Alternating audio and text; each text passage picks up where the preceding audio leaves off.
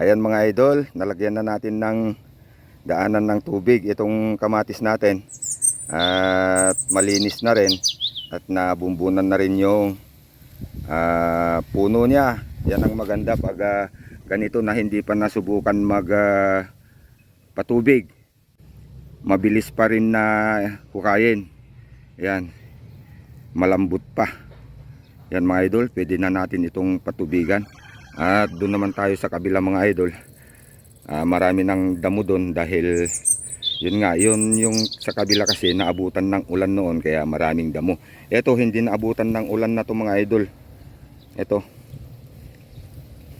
Ayan mga idol, habang naglilinis at nag-aabuno tayo sa iba pa nating tanim, patubigan na natin to mga idol. Konti lang yung patubig natin mga idol. Ayan. Mas control natin yung ilalagay natin na tubig. Yan, ipagpatuloy natin yung trabaho natin mga idol.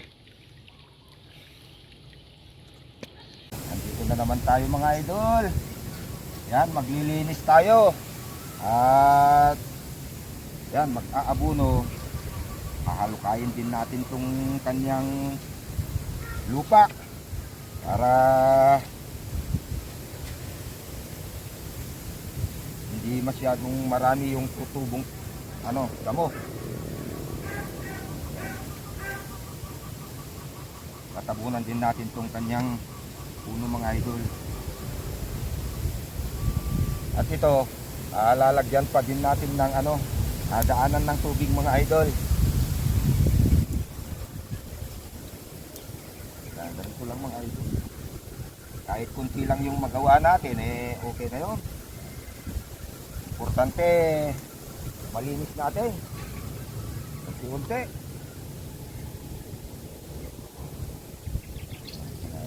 Lagyan din natin ng abuno mga idol.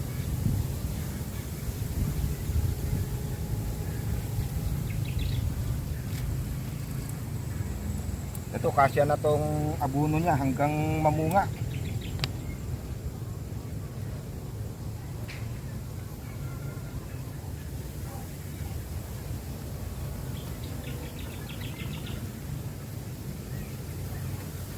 Tanggalin lang natin itong mga damo.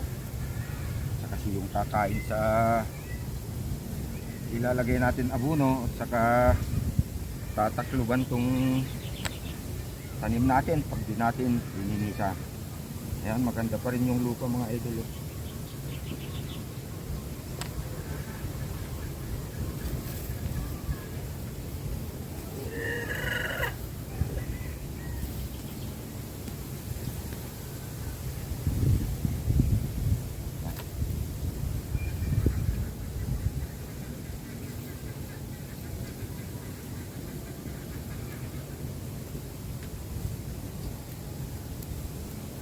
Bilis kasi lumaki itong ganito mga idol.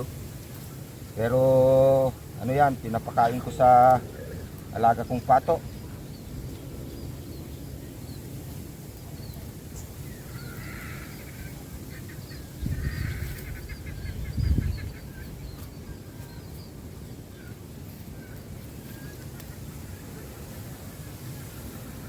Pag kasi di natin lininisan kahit maganda yung tanim mo tatakluban ng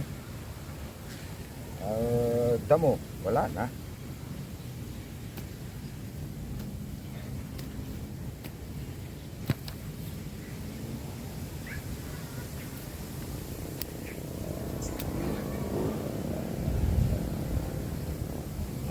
Yun mga idol.